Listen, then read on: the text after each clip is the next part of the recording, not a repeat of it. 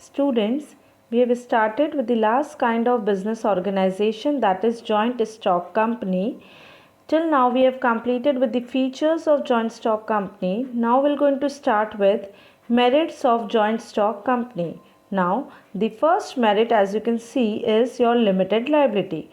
This is one of the major merit of joint stock company, in which the liability of all the shareholders is limited to the amount which they have invested into the shares. That means their personal assets are not liable to pay off the debts of the company.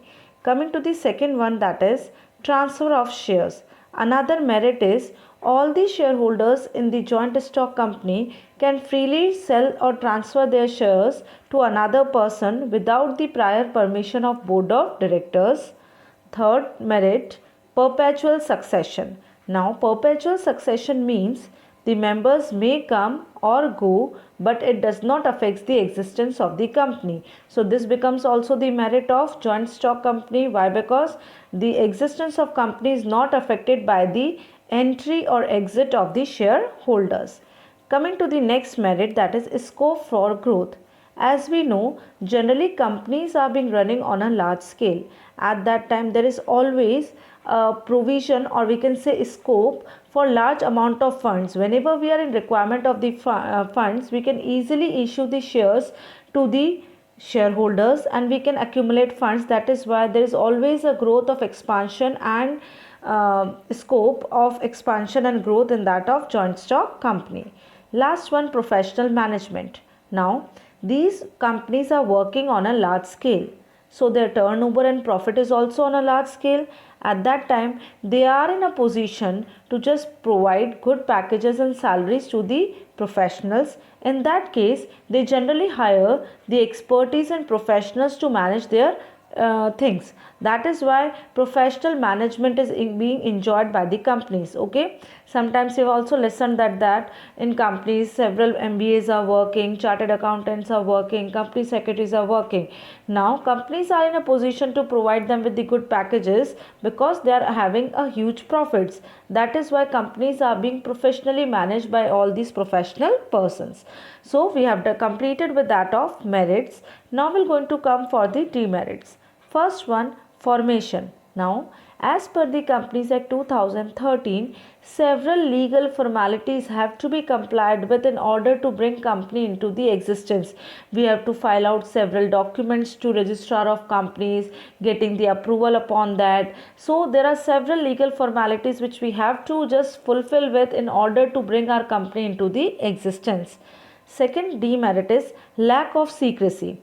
Now, as per the Companies Act 2013, several information is required to be fulfilled to the ROC also. At the same time, annual report is also being issued among the government to the general public what actually the company is doing. This all lead to that of lack of confidential information to remain with that of company, and it is all disclosed among the general public. So lack of secrecy is also one of the major demerit of joint stock companies. Next one, delay in decision making. Now, here companies are managed democratically. All the shareholders are just being involved while taking any of the decision of the company. All the major decisions are required to be taken by just calling up of the meetings, by taking the opinions, by requiring the approval of the proposals by the shareholders. All these requires a time, and that is why there is a delay in decision making in case of joint stock company. Next one, oligarchic management. Now, what do you mean by oligarchic management? There is a separation of ownership with that of management. How there is a separation of ownership with the management? In company, the real owners are the shareholders, while the company is being managed by the board of directors. So sometimes board of directors have a power to take the decisions in their personal interest, just ignoring the overall objective of the company. So oligarchic management is also one of the biggest limitation of the company. इस company को own कौन करता है? Share holders. पैसे कौन लगाते हैं? Share holders. लेकिन मैनेज कौन करता है? Board of directors.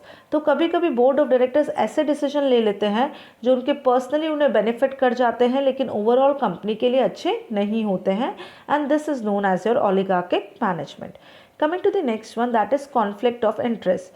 We know there are several parties which are involved in that of the companies: shareholders, stakeholders, creditors, employees, customers, who all are the stakeholders who is having any sort of direct or indirect interest in the company.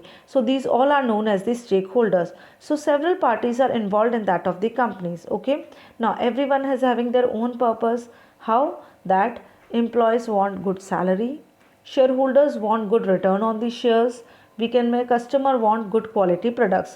So if these demands are not being fulfilled of each and every party who is coming as a stakeholder, will result in that of clashes and conflict among the company. That is why chances of conflict of interest is there. Oligarchic management means separation of ownership with that of the management, which sometimes results in that of taking up of the decision in their own personal interest.